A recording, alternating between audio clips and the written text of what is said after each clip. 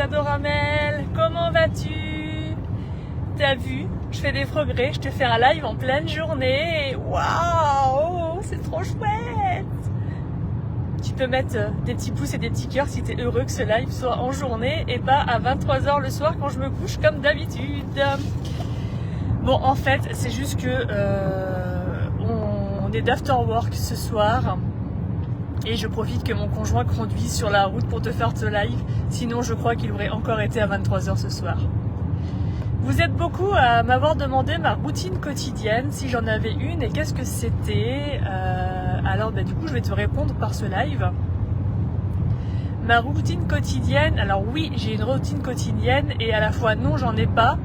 Parce que je ne suis pas fixée sur son horaire, on va dire. Je fais des choses régulièrement tous les jours qui me tiennent à cœur, mais c'est pas fixe dans mon emploi du temps au niveau horaire. Ça reste souple.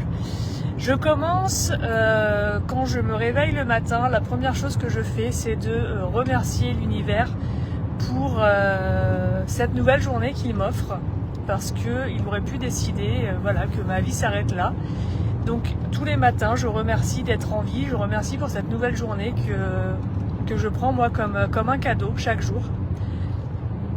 Ensuite, je fais un petit peu de mobilité et voilà, j'ai une petite routine de mobilité corporelle pour bien réveiller mon corps. Alors, c'est pas du yoga, c'est de la mobilité, des petits étirements que j'ai appris par le sport ou par des exercices ostéo et kiné tout au long de ma vie. Ensuite, ça va dépendre de mes rendez-vous, ça va dépendre de mon agenda. Il y a toujours, alors le premier truc, c'est en même temps qu'on prend le café ou la tisane le matin, c'est nourrir tous les animaux. Donc il y a quelques gamelles à préparer dès le matin. Et après, j'ai plus d'emploi du temps fixe, ça dépend de mes rendez-vous, ça dépend à quels créneaux horaires ont été pris en fait pour les soins et les guidances. Et je fais en fonction de ça. Donc ce qui va être obligatoire, c'est d'aller mettre mes chevaux au pré le matin et de les ramener le soir. J'essaye qu'ils restent entre 8 et 9 heures en cette saison à l'extérieur. Après l'été, elles dormiront la nuit dehors. Là en cette saison, j'essaye qu'elles y restent le plus de temps possible. Mais je ne suis pas fixée dans l'heure. C'est selon les rendez-vous. Fut un temps, j'étais très fixée dans l'heure. Il fallait qu'avant 10 heures, elles soient dehors et que je les ramène entre 18 et 19.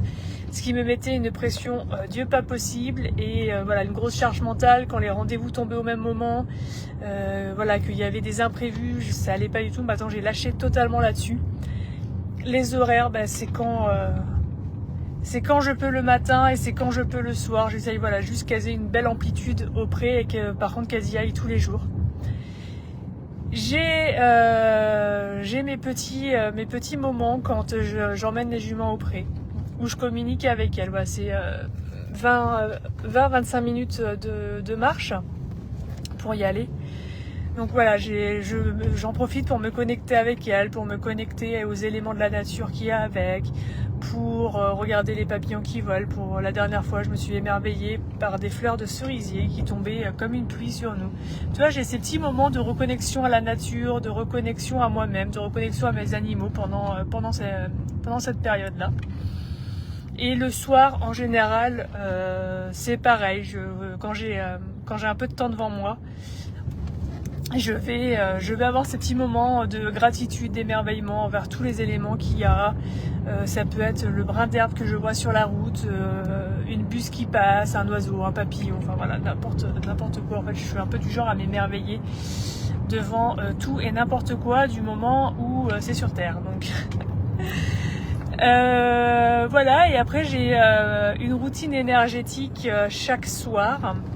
En même temps que je prends ma douche, je fais une douche énergétique pour libérer les énergies usées, et me réancrer, m'endormir avec de belles énergies propres. Mais j'ai pas plus de routine que ça. Après, bien évidemment, avant chaque soin, avant chaque guidance, j'ai des préparations énergétiques. Donc, est-ce que ça compte comme une routine? Peut-être que oui.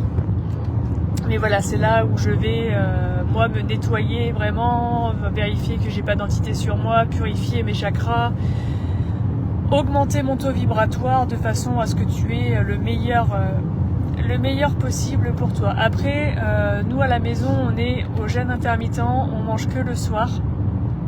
Donc je suis pas prise la journée par la préparation des repas, la préparation, voilà, ni le temps de manger, ni le temps de digestion.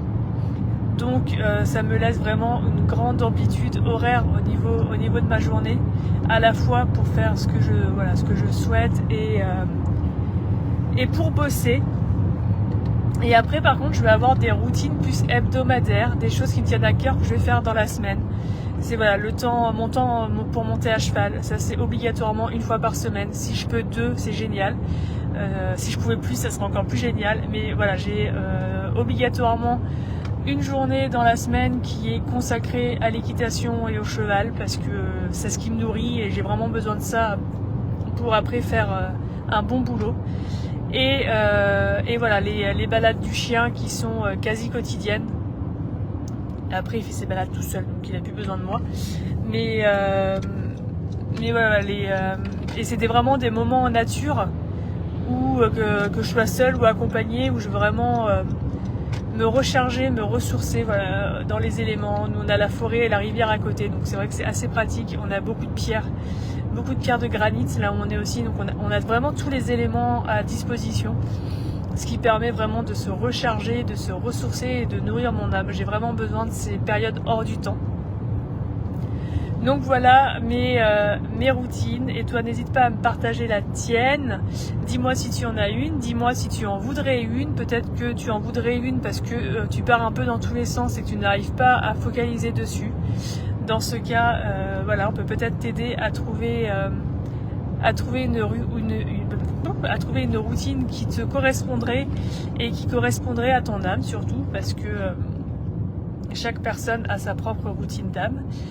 Chaque personne doit suivre vraiment ce qui a besoin son âme pour être nourrie au quotidien. Et il y a des personnes qui, la moindre routine va les enfermer, va les faire se sentir très très mal. Donc ces personnes-là, il faut qu'on arrive à leur créer des routines sans routine en fait, où ça va être des choses à faire dans la journée ou à des moments clés de leur vie sans avoir l'impression de rentrer dans une routine. Après, voilà, comme je dis toujours, la régularité bat l'efficacité, donc vaut mieux faire des petites choses très courtes, très simples que tu vas faire tous les jours, même plusieurs fois par jour, parce que ça va être simple à faire, que te dire ah là là j'ai pas fait ma routine énergétique ou ma routine sportive du mois, donc là je fais une journée entière où je fais que ça. Voilà, ça sera plutôt néfaste qu'autre chose, vaut mieux ne rien faire du tout dans ces cas-là. Et tu as des petites clés, tu as des petites astuces comme ça pour pouvoir faire des routines qui durent pas longtemps. Moi les miennes elles me durent alors là, le matin ça va me durer, ma routine mobilité ça va me durer 10 minutes, un quart d'heure, et après mes préparations et mes autres routines c'est moins de 10 minutes à chaque fois. Voilà, je veux des choses qui soient très simples, très courtes et efficaces. Voilà, il n'y a pas de blabla, il n'y a pas de chichi, on va droit au but, c'est simple et on y va. Dans la bienveillance et dans l'amour de son être et vraiment en respect de ce que veulent les âmes. Si toi ta routine pour te nourrir c'est de faire du tricot, on va instaurer ça dans ta routine parce que ton âme a besoin de ça. Si tu as besoin d'être avec du monde, que toi ce qui te nourrit c'est la ville, c'est faire les boutiques, c'est d'être dans ces éléments en fait un peu vivant, mais vivant au sens humain du terme, là où il y a beaucoup de population, beaucoup de bruit, et bien on va faire en sorte que ta routine elle intègre cela quelques minutes par jour. Ça dépend vraiment de chaque personne et on peut être très spirituel et travailler en énergétique en aimant vivre à Paris, en aimant être dans le monde. Il y a besoin de lumière partout, aussi dans la foule. C'est pas parce que on est spirituel ou on travaille en énergie ou on est incarné, on est aligné qu'on doit vivre dans le fin fond du Larzac à élever des chefs tout seul. Ça c'est une fausse croyance. Il y a des personnes qui sont très lumineuses, qui vivent en pleine ville, vraiment des grandes villes genre New York et qui vivent en appartement, qui vivent sans jardin, sans rien, mais c'est ok parce qu'en fait c'est leur âme a choisi ça et il y a besoin de ça. Donc toi si ta routine c'est de voyager et de vivre dans ces grandes villes, eh bien on va faire en sorte que tes routines intègrent cela. Il n'y a pas de mauvaise routine, il y a simplement des routines qui sont bonnes pour toi ou non.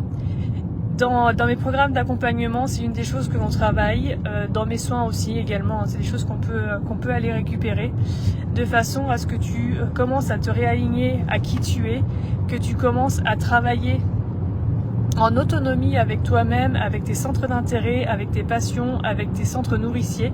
Et c'est comme ça que tu vas pouvoir avancer, que tu vas pouvoir aller au-delà de tes limites, parce que tu auras toujours du carburant en toi. Une voiture, elle va rouler uniquement si elle a du carburant à l'intérieur de son réservoir. Toi, c'est pareil. Ta nourriture pour avancer, donc ton véhicule, c'est ton corps terrestre.